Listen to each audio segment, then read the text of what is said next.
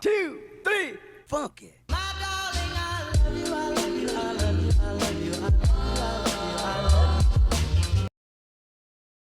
Assalamualaikum warahmatullahi wabarakatuh. Tahukah kalian jika di Indonesia mempunyai pahlawan perempuan yang sangat berjasa dan dikenal sampai saat ini? Ia merupakan salah satu tokoh yang memperjuangkan derajat kaum wanita. Namanya adalah Raden Ajeng Kartini. Maka dari itu, perkenalkan, nama saya Rania dari kelas 10 MIPA 1, dan pada kesempatan kali ini, saya akan menceritakan biografi Raden Ajeng Kartini. Raden Ajeng Kartini lahir pada tanggal 21 April 1879 di Desa Mayong, Kabupaten Jepara, Jawa Tengah. Ayahnya bernama Raden Mas Adipati Aryo Sosroningrat dan ibunya bernama Ngasirah. Kartini merupakan anak kelima dari 11 orang bersaudara kandung dan tiri. Keluarga Raden Ajeng Kartini adalah keluarga bupati terhormat. Ayahnya Adipati Aryo Sosroningrat menjabat sebagai Bupati Jepara dan kakeknya Pangeran Aryo Candranegara IV menjabat sebagai Bupati Demak. Sejak kecil Kartini tidak pernah merasakan pemerataan pendidikan. Saat itu hanya anak-anak pribumi dari keluarga bangsawan, Belanda Indonesia serta Belanda asli yang diterima untuk bersekolah. Pencapaian ilmu pengetahuan yang diperoleh antara kaum laki-laki dengan kaum perempuan juga berbeda. Kaum perempuan selalu dianggap lebih rendah daripada laki-laki. Berdasarkan kebiasaan dan adat istiadat yang berlaku saat itu, seorang anak gadis bangsawan yang telah berusia 12 tahun sudah dianggap dewasa. Dia tidak lagi bebas berpergian kemana-mana. Dia harus tetap di rumah dan bersiap-siap menjadi ibu rumah tangga.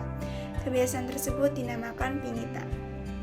Masa pingitan akan berakhir ketika seorang pria bangsawan datang meminang gadis tersebut untuk dijadikan istri.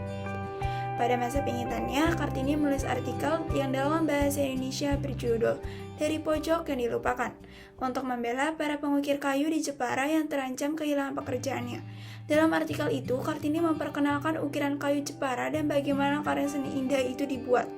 Ia juga menulis artikel pengantar untuk pameran kerajinan batik yang diadakan di Belanda pada 1898. Artikel tersebut dibuat sebagai pedoman tentang batik dalam buku Seni Batik di Hindia Belanda dan Sejarahnya.